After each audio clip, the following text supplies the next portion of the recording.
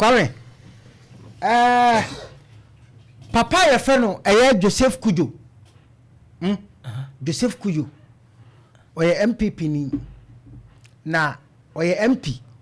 ewo secondary takrade patroti mpa mitiopa yes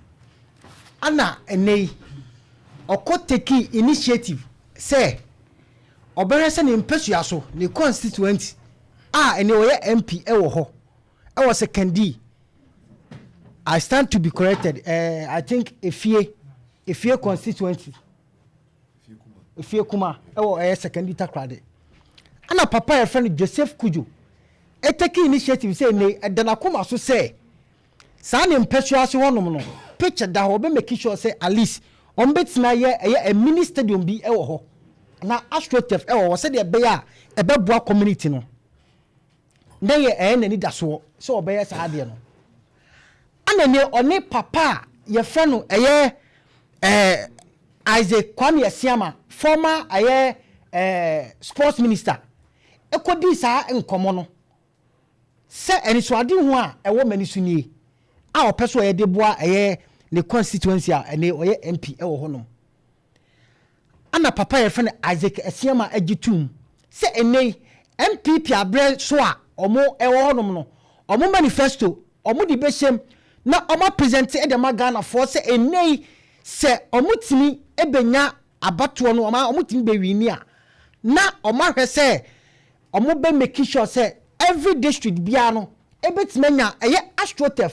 se de be ya ebekoso na developing talent ewo Ghana ana Isaac Kwame Asiama gitum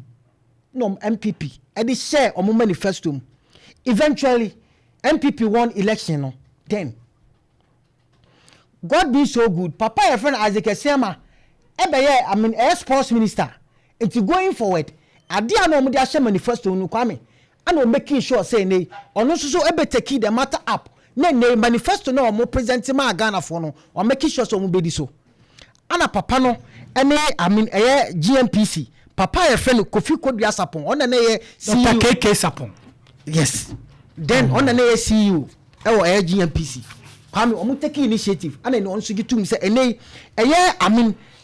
foundation GMPC foundation no omo dey be support na enei omatimi ateki sa initiative no ma develop sa AstroTurf no ewo district bia no ana enei from district no esa na wo ba constituency ntino ebia district kwa na free one ebetimi anya bia be 3-4 towns bi ewo the same district one no Kwame ana MPP abreso omo start say omo yes a project we nyina omo ye project no ye wie bi ana omo boso until for the first time Ghana district any constituency dodo na benya AstroTurf and pitches are enkoda and set towns no e be this one grow abobo na afi going forward a team develop talent e wo ho Kwame nya no nko a eno so ebe serve as bibia ebetimi ediska abre town na sa pitches no ewo so no but enei die yehu project a yantimi uncomplete o mantimi uncomplete Kwame aka ngurem aka so to me Kwame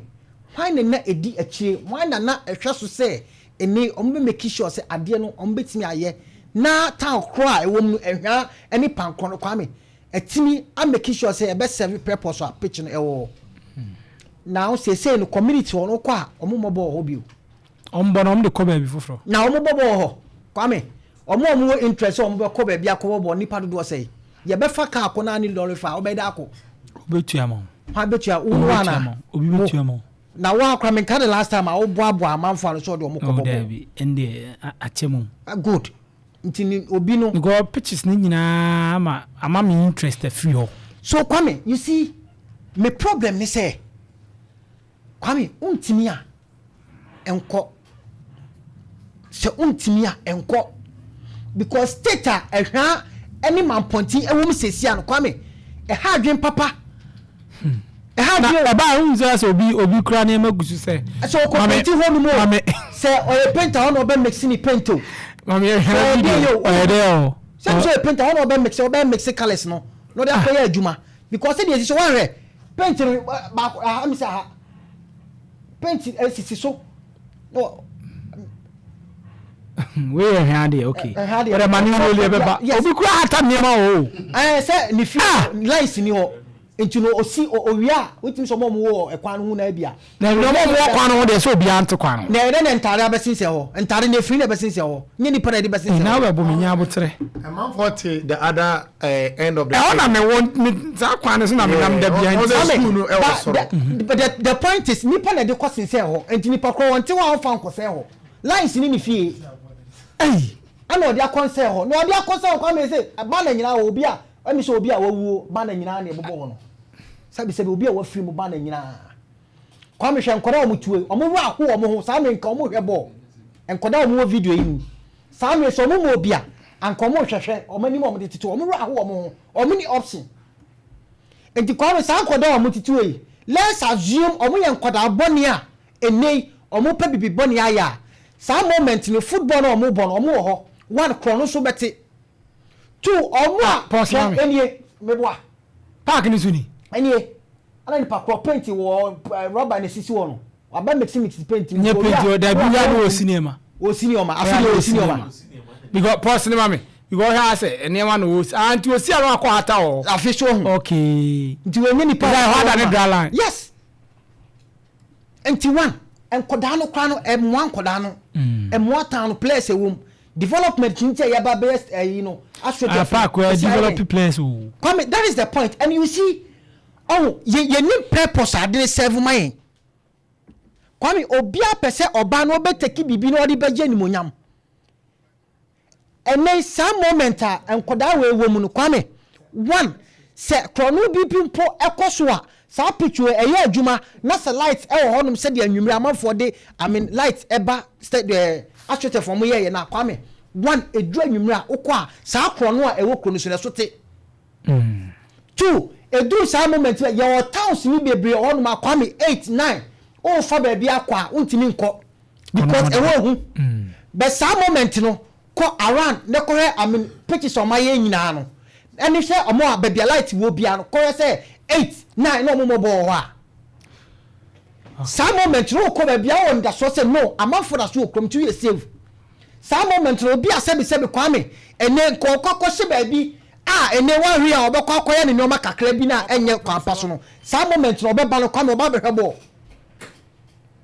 ye won koda bebria omo soso no kwame enye bibia ni school ye won koda bebria school no ye ne de ontimi nko talent woni mu no the source of happiness a bit ma abona talent na pie ni now say aka ho kwame for how long anon bet ma tena on na adani debate ni madiba we see 8 we see 6 we see 5 na kwame 2 years in pa so obi active baby didi na wakwa say baby odidie no atena fia no kire kom sa 2 years busa ho why fast be 3 days da matimina say like medase mama no sika krai na ma unya mlambi fasting de madiba na tie fasting o try another day o try fa bumre ba si be wuram kawasem masa